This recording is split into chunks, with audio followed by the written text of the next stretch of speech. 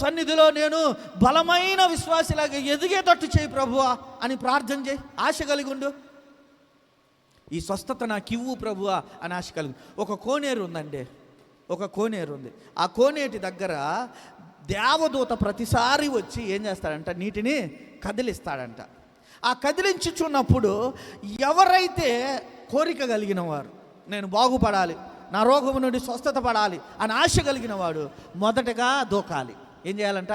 మొదటగా దూకాలి. అలా దూకినప్పుడు మాత్రమే అతడు, ఏ వ్యక్తి అయితే మొదట దూకుతాడో ఆ వ్యక్తి స్వస్థతను అందుతాడు. ఏ వ్యక్తి అయితే కోనేటిలో మొదట దూకుతాడో ఆ వ్యక్తి బాగుపడతాడు. అలా కాకుండా ఆలస్యముగా దూకేవాడికి ఏ స్వస్థత రాదు. నీలో కోరిక లేకుండా, నీలో ఆశ లేకుండా దేవుని దగ్గరకు వస్తే 38 సంవత్సరాల నుండి ఒకడు అక్కడే ఉన్నాడంట స్వస్థత కొరకు. ఎన్ని సంవత్సరాలంట? 38 సంవత్సరాలు. ఈ రోజుల్లో క్రైస్తవులు కూడా 20 సంవత్సరాల క్రైస్తవత్వము అనుభవం, 30 సంవత్సరాలు నేను ప్రభువుని నమ్ముకొని ఉన్నాను, నేను 10 సంవత్సరాలు అవుతుంది యేసు ప్రభువుని నమ్ముకొని ఉన్నాను, కానీ సరిగా ప్రార్థన చేయట్లేదు, సరిగా దేవుడిని ఆరాధించట్లేదు, ఆత్మ సంబంధమైన వాటి మీద వాంఛ కొంచెమైనా ఉండట్లేదు. కనీసము వారు దేవుని బిడ్డలుగా కూడా విశ్వాసమును కనపరిచే బాప్తిస్మము కూడా పొందుకోవట్లేదు. మరి ఇన్ని సంవత్సరాలు ఆ కోనేటి దగ్గర ఉన్న వాడికి ఏ మేలు జరగదు. దేవుని దగ్గర ఆశతో ఉండాలి, దేవుని దగ్గర కోరికతో ఉండాలి. మన కోరికలన్నీ ఆయన తృప్తిపరచువాడు. ఆయన గుప్పిలి విప్పగా నీ కోరిక, నా కోరిక తృప్తిపరచబడుతుంది. దేవుని బిడ్డలారా, ఆయన గుప్పిలి విప్పుతుంది నిన్ను తృప్తిపరచటానికి అన్న సత్యాన్ని మరిచిపోకు. మత్తయి సువార్తలో 7వ అధ్యాయంలో 11వ వచనములో కూడా యేసు ప్రభు వారు స్పష్టంగా చెబుతున్నాడు. ఏమని చెబుతున్నాడు? ఈ లోకపు తండ్రి తన బిడ్డలకు ఏది అడిగితే దానిని ఇవ్వటానికి ఏం చేస్తున్నాడంట? ఇష్టపడుతున్నాడు. 11వ వచనం చదువుతారా? మీరు చెడ్డవారయ్యుండి మీ పిల్లలకు మంచి ఈవులను ఇయ్యనెరిగి ఉండగా పరలోకమందున్న మీ తండ్రి తన్ను అడుగు వారికి అంతకంటే ఎంతో నిశ్చయముగా మంచి ఈవులను ఆయన ఇచ్చును. హల్లెలూయా, హల్లెలూయా. ఈ లోకము తండ్రిని చూడండి, ఈ బిడ్డల తండ్రిని చూడండి. ఈ బిడ్డలకు మంచి ఈవులను ఇవ్వాలని ఆశపడతాడు, రొట్టెనివ్వాలని ఆశపడతాడు, బట్టనివ్వాలని ఆశపడతాడు. వారికి ఏం కావాలో వాటిలో కూడా మంచివే కొనాలని ఆశపడతాడు, మంచివే ఇవ్వాలని ఆశపడతాడు. కానీ ఈ లోకపు తండ్రి మంచోడా? మంచోడా అంటే కాదు, చెడ్డవాడు. మనమందరము చెడ్డవారు. ఈ లోకపు తండ్రులందరూ దేవునితో సమానము గారు.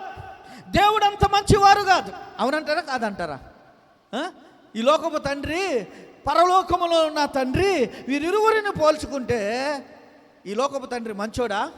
కానే కాదు, చెడ్డవాడు. బైబిల్ కూడా అదే చెబుతుంది.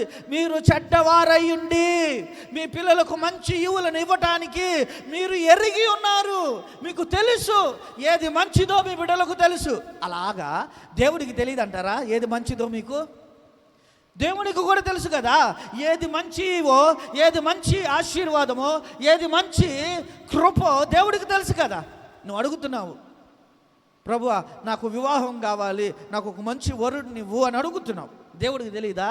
ఒక మంచి కుమారుడు నీకు ఏ వ్యక్తి భర్తగా వస్తే నీ జీవితం బాగుంటుందో దేవుడికి తెలియదా? తెలుసు. ఈ లోకపు తండ్రి కంటే పరలోకపు తండ్రి మంచి ఈవులనే ఇవ్వటానికి ఆయన ఆశపడుతున్నాడు. అలాంటి దేవుడు ఏం చేస్తున్నాడంట? గుప్పిలిని విప్పుతున్నాడు. ఈరోజు మనందరి పక్షాన ఆయన గుప్పిలిని విప్పాడు. నీ అవసరము పక్షాన ఆయన గుప్పిలిని విప్పాడు. నీ ప్రార్థన పక్షాన ఆయన గుప్పిలిని విప్పాడు. నీ హృదయ కోరికల పక్షాన ఆయన గుప్పిలిని విప్పాడు. ఆయన గుప్పిలి విప్పగా నీ ప్రార్థనలు నెరవేరును. ఆయన గుప్పిలి విప్పగా నీ అవసరములు నెరవేరును. ఆయన గుప్పిలి విప్పగా నీ అప్పులు తీరిపోవును. ఆయన గుప్పిలి విప్పగా నీ కోరిక నెరవేరును. అందుకనే మనము ఎవరిపై ఆశ పెట్టుకొని ఉండాలంటే, ఎవరిపై ఆధారపడి ఉండాలంటే దేవుని మీదే. దుప్పి నీటి వాగుల కొరకు ఆశపడుతున్నట్లుగా దేవా నీ కొరకు నా ప్రాణము తృష్ణగొనుచున్నది. అయ్యా నేను నీ మీద ఆధారపడుతున్నాను. అయ్యా నీవే నా ఆధారము. ఈ సర్వ సృష్టికి నీవే వాటి కోరికలను నెరవేర్చేవాడు. అంతే కదా. మీరు చూడండి, చీమలను చూడండి, అవి దేవుని మీద ఆధారపడకుండా ఆహారాన్ని సమకూర్చుకుంటాయా? దేవుడిని అవి కోరుకోవట్లేదా? పక్షులను చూడండి, దేవుడిని కోరుకోవట్లేదా? అయ్యా నాకు ఆహారము పెట్టు అని. జంతువులను చూడండి, దేవుడిని కోరుకోవట్లేదా? నాకు ఆహారం పెట్టు అని. మనం మొదటి వారంలోనే చూసుకున్నాం కదా, జంతువులు దేవుని చేతిలో నుండి ఆహారమును తీసుకొని కోరుచున్నవి అని. అవును, జంతువులన్నీ ఈ లోకంలో చేయబడిన ఈ సృష్టిలో జలచరాశులన్నీ, ఆకాశ పక్షులన్నీ, భూమి మీద ప్రాకువన్నీ ఏం కోరుకుంటున్నాయి అంట? దేవుని చేతిలో నుండి మంచి పదార్థాలను తీసుకోవటానికి అవి కోరిక కలిగి ఉన్నవి. దేవునినే ఆధారపడుతున్నాయి, దేవుని మీదే ఆనుకుంటున్నాయి. అయ్యా నీవే నా దిక్కు, నీవే నాకు, అయ్యా నీవే నాకు సహాయము చేయగలవు అని. మరి మనుష్యుడు మాత్రము అలాగ కోరుకోవట్లేదు. మనుష్యుడు మాత్రము అలా కోరుకోవట్లేదు. కానీ నీవు కోరుకోగలిగితే నా పక్షాన కూడా ఆయన గుప్పిలి విప్పాడు. నీకు మంచి జీతం ఇవ్వటానికి, నీకు మంచి ఆర్థిక వసతులు అనుగ్రహించటానికి, మంచి ఇల్లునివ్వటానికి, నీకు మంచి భవిష్యత్తుని ఇవ్వటానికి, నేను పచ్చని ఒలీవ మొక్క వలె ఎదుగునట్లుగా దేవుడు చేయటానికి ఆయన గుప్పిలి విప్పాడు. ఎవరైనా కానీ ఏ చెట్టునైనా చూడండి, 3 బారిపోయిన చెట్టుని ఎవరైనా ఇష్టపడతారా? పచ్చని చెట్టుని ఎవరైనా ఇష్టపడతారా?